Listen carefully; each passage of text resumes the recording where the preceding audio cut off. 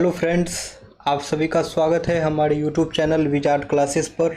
Okay friends, ये जो classes है एसटीटी कंप्यूटर साइंस और बीपीएससी कंप्यूटर साइंस की क्लासेस है, ठीक है।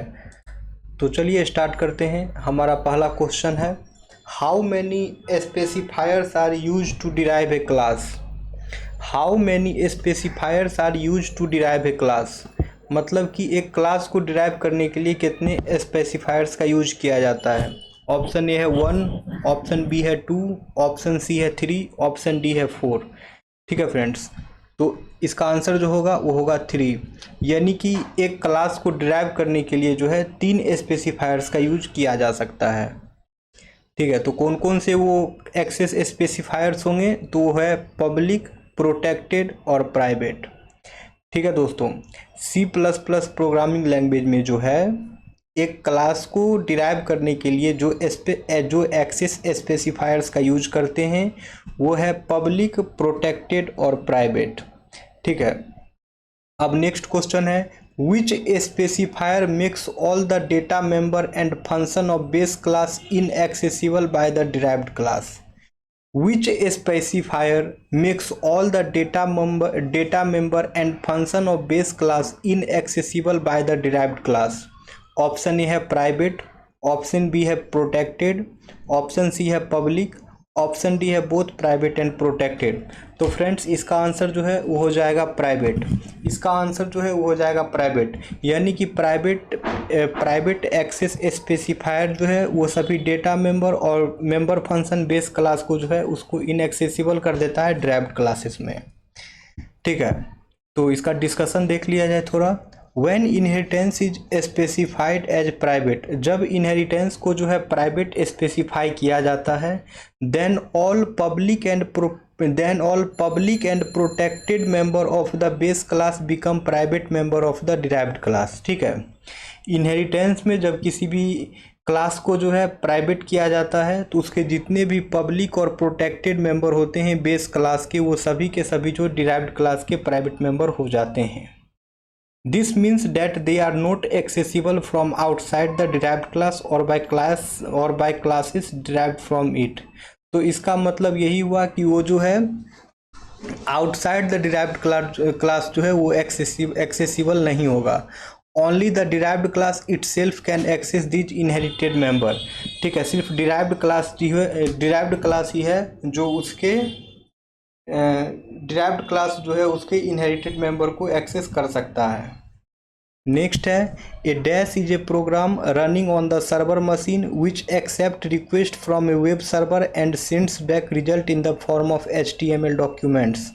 ऑप्शन ए है HTML, ऑप्शन बी है HTTP, ऑप्शन सी है वेब सर्वर, ऑप्शन डी है वेब ब्राउज़र। तो इसका आंसर जो है फ्रेंड्स वो हो जाएगा ऑप्शन सी वेब सर्वर। ठीक है, इसका आंसर होगा ऑप्शन सी वेब सर्वर। यानी कि वेब सर्वर जो है एक प्रोग्राम है जो कि सर्वर मशीन पे रन करता है, which accept request from web browser, जो वेब ब्राउज़र से रिक्वेस्ट एक्सेप्ट करता है और send back result in the form of HTML documents, और रिजल्ट को जो है HTML डॉक्यूमेंट्स के फॉर्म में जो है सेंड बैक कर देता है, तो वेब सर्वर होगा। तो ठीक है, तो यही लिखा हुआ है वेब सर्वर के बारे में। अब HTML देख लीजिए दोस्तों, तो HTML का फुल फॉर्म जो है वो होता है हाइपर टेक्स्ट मार्कअप लैंग्वेज, और HTML का यूज जो है वेब पेज क्रिएट करने में करते हैं। फिर है HTTP, ये जो है हाइपर टेक्स्ट ट्रांसफ़र प्रोटोकॉल हो जाएगा, और HTTP प्रोटोकॉल का यूज जो है इसे किया जाता है transmitting data over the web पर डेटा ट्रांसमिट करने में जो है HTTP का यूज करते हैं। फिर है वेब सर्वर जो है ये सर्वर साइड प्रोग्राम है। ठीक है, that process request from web browser, जो वेब ब्राउज़र से जो है रिक्वेस्ट प्रोसेस करता है। ठीक है, जो कि process request from web browser से जो है प्रोसेस रिक्वेस्ट करता है, and serves HTML documents and other resources, और HTML डॉक्यूमेंट्स और अदर रिसोर्सेज को जो है ये सर्व करता है।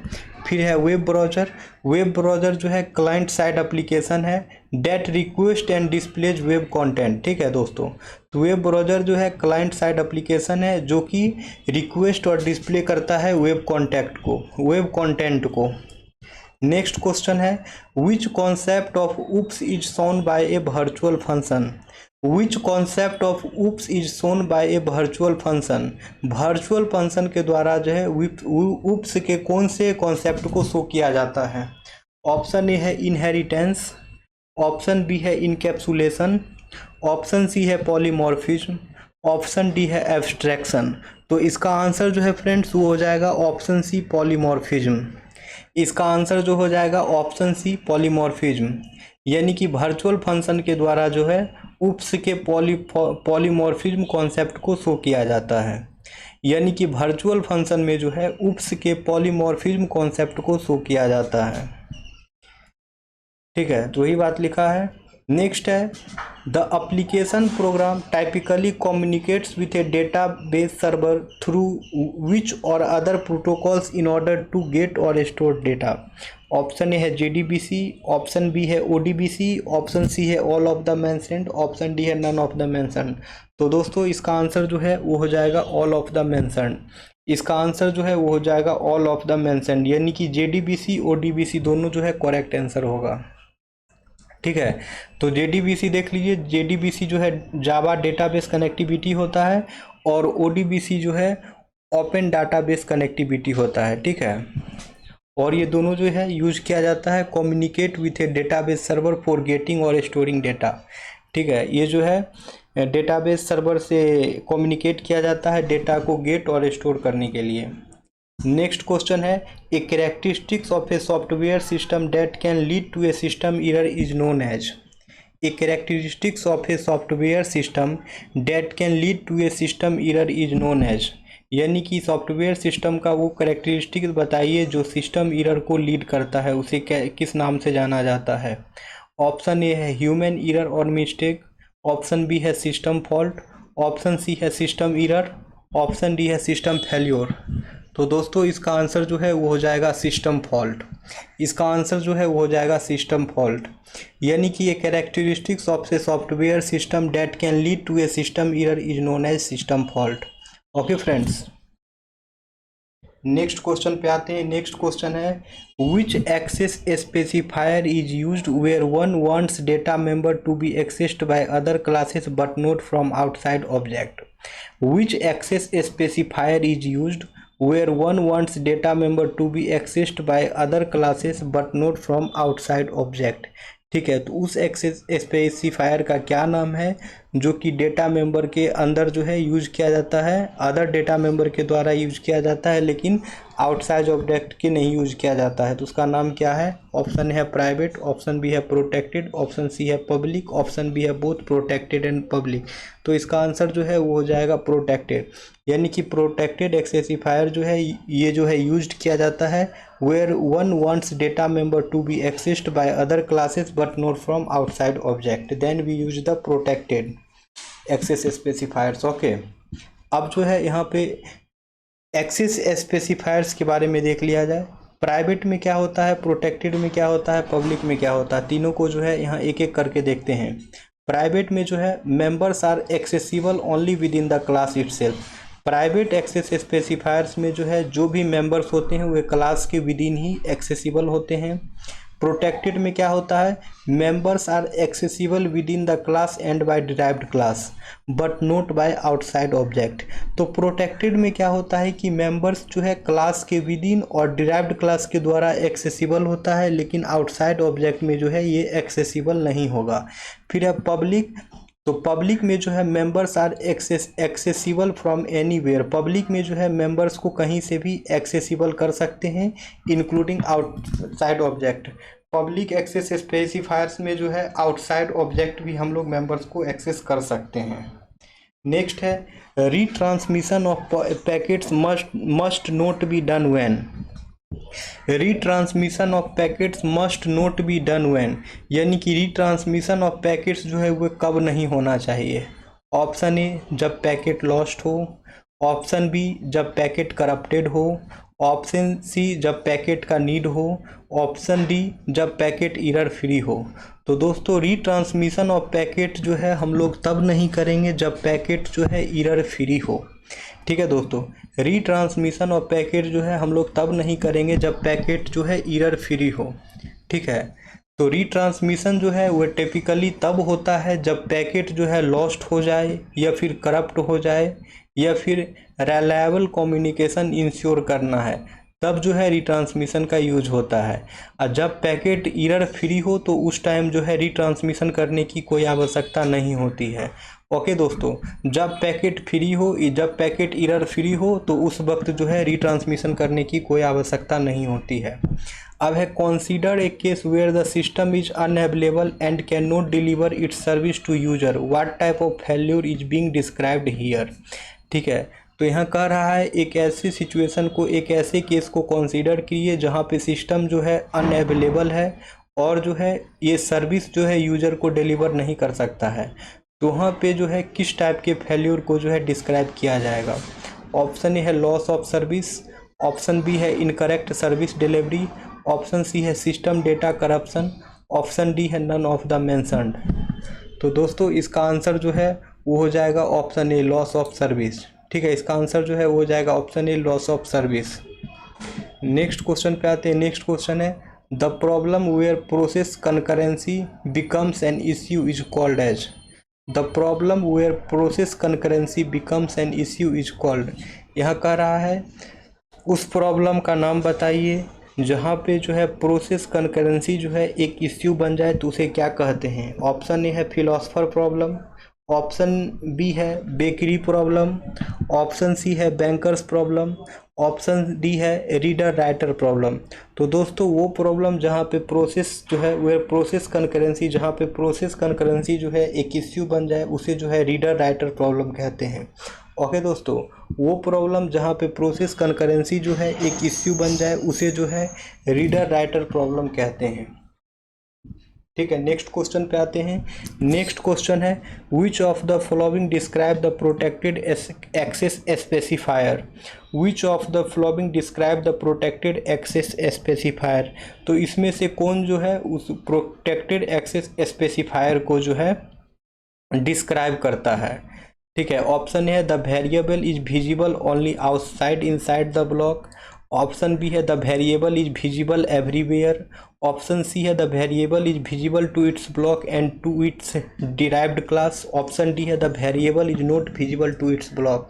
तो इसका आंसर जो है दोस्तों वो हो जाएगा ऑप्शन सी, यानी कि the variable is visible to its block and to its derived classes. ठीक है, यानी कि the variable is visible to its block and to its derived classes. Option C जो है इसका करेक्ट आंसर हो जाएगा प्रोटेक्टेड एक्सेस स्पेसिफायर के बारे में। नेक्स्ट क्वेश्चन है the computational technique use to compute the disk storage address of individual records is called. ठीक है, the computational technique use to compute the disk storage address of individual record is called, यानी कि वो computational technique जिसका use किया जाता है to compute disk storage of address individual record को, तो उसे क्या कहा जाता है। ऑप्शन ए है बबल मेमोरी, ऑप्शन बी है की फील्डिंग, ऑप्शन सी है डायनेमिक रीएलोकेशन, ऑप्शन डी है हैजिंग, ऑप्शन ई है नन ऑफ द एबव। तो इसका आंसर जो है फ्रेंड्स वो हो जाएगा हैजिंग। ठीक है, इसका आंसर जो है वो हो जाएगा हैशिंग, यानी कि हैशिंग जो है एक कंप्यूटेशनल टेक्निक है use to compute the disk storage address of individual record. ठीक है, नेक्स्ट क्वेश्चन है this extra information is usually mentioned in the form of dash at the client. ठीक है, तो एक्स्ट्रा इंफॉर्मेशन जो है वो जो है यूजुअली किस फॉर्म में क्लाइंट को दिया जाता है, किस फॉर्म में जो है मेंटेन किया जाता है eight the client. Option A है कुकी, ऑप्शन बी है हिस्ट्री, ऑप्शन सी है रिमाइंडर, ऑप्शन डी है नन ऑफ द मेंशन। तो इसका आंसर जो है वो हो जाएगा कुकी।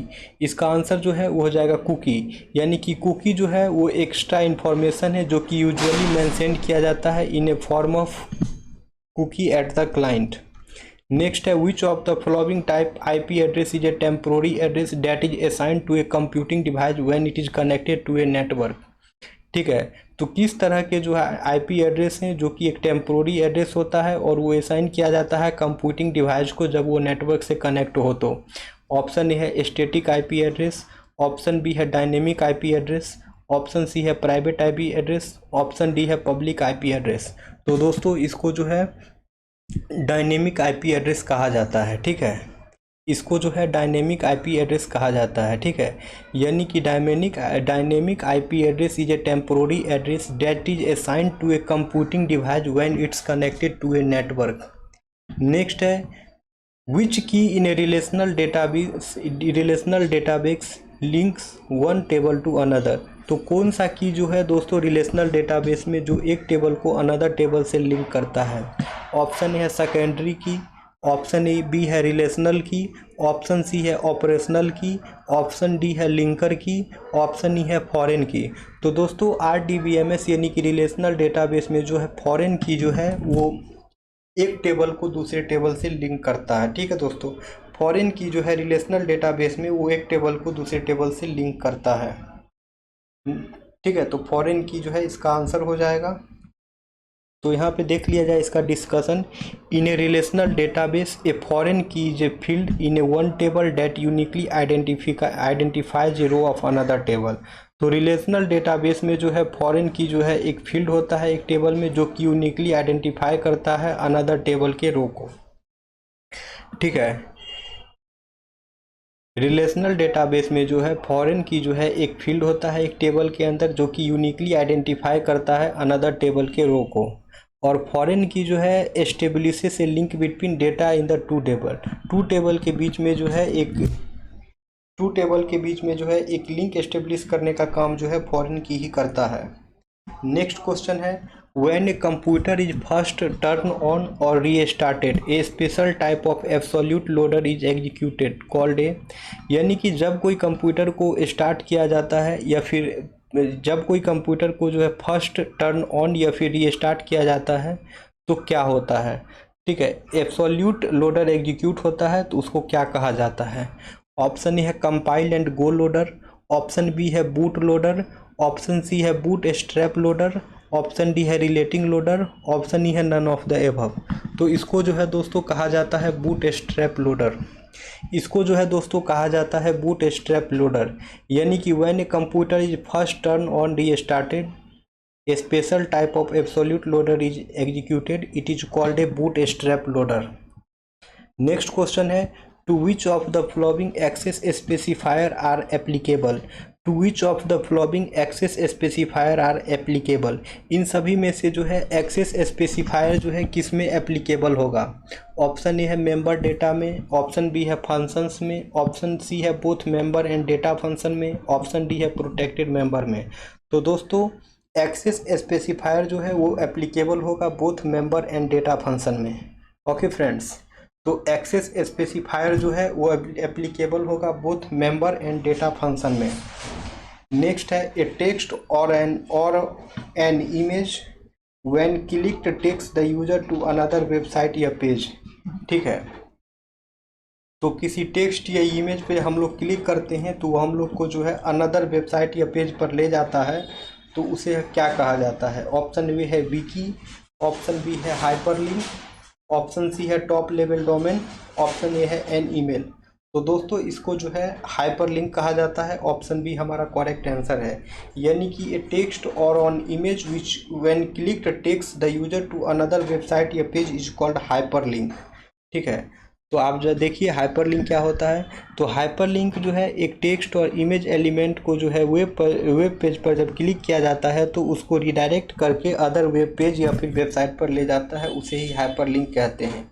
और ये जो है एक फंडामेंटल कंपोनेंट होता है वेब नेविगेशन का, जो कि अलाउ करता है यूजर को इजीली नेविगेट कर सके डिफरेंट वेब पेजेस को। अब है what is address binding. Address binding क्या होता है। ऑप्शन ए है going to an address in memory, option B है locating an address with the help of another address, option C है binding two addresses together to form a new address in a different memory space, option D है a mapping from one address space to another. तो address binding जो है दोस्तों वो हो जाएगा a mapping from one address space to another. ठीक है दोस्तों, एड्रेस बाइंडिंग जो है वो हो जाएगा a mapping from one address space to another, उसे ही एड्रेस बाइंडिंग कहते हैं। नेक्स्ट है HTML कोड कॉन्टेंट्स। नेक्स्ट है HTML code contents. HTML code जो है क्या कॉन्टेंट्स करता है। ऑप्शन ए है टैग्स, ऑप्शन बी है एट्रीब्यूट्स, ऑप्शन सी है एलिमेंट्स, ऑप्शन डी है ऑल ऑफ द मेंशन्ड। तो दोस्तों HTML कोड जो है टैग्स, एट्रीब्यूट और एलिमेंट, ये तीनों को जो है वो कंटेन्स करता है। HTML कोड जो है टैग्स, एट्रीब्यूट्स और एलिमेंट्स तीनों को जो है कंटेन करता है। ठीक है दोस्तों, तो देख लीजिए यहाँ पे HTML के बारे में। तो HTML जो है हाइपर टेक्स्ट मार्कअप लैंग्वेज होता है। HTML जो है हाइपर टेक्स्ट मार्कअप लैंग्वेज होता है जो कि कोड कंटेंट करता है, जिसमें टैग्स, एट्रीब्यूट्स और एलिमेंट्स तीनों के तीनों आएंगे। टैग क्या होता है? तो टैग जो है buildings blocks of HTML markup, HTML language का जो है बिल्डिंग ब्लॉक्स होता है टैग। और टैग्स जो है डिफाइन करता है एलिमेंट के स्ट्रक्चर और कंटेंट को। ठीक है, टैग्स जो है एलिमेंट के स्ट्रक्चर और कंटेंट को डिफाइन करता है एक डॉक्यूमेंट में। एट्रीब्यूट क्या है? तो एट्रीब्यूट जो है एडिशनल इंफॉर्मेशन प्रोवाइड करता है HTML एलिमेंट को। ठीक है फ्रेंड्स, एट्रीब्यूट्स क्या है? तो एट्रीब्यूट्स जो है एडिशनल इंफॉर्मेशन प्रोवाइड करता है HTML एलिमेंट को। दे मॉडिफाई द बिहेवियर और अपीयरेंस ऑफ एन एलिमेंट, और एट्रीब्यूट जो है एलिमेंट के बिहेवियर और अपीयरेंस को जो है मॉडिफाई करता है।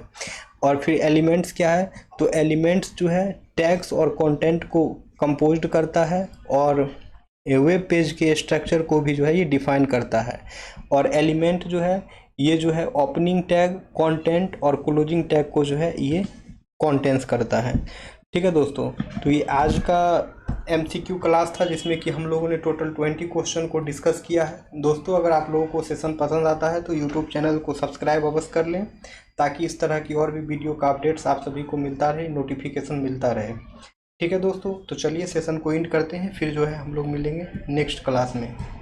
Okay friends, thank you everyone.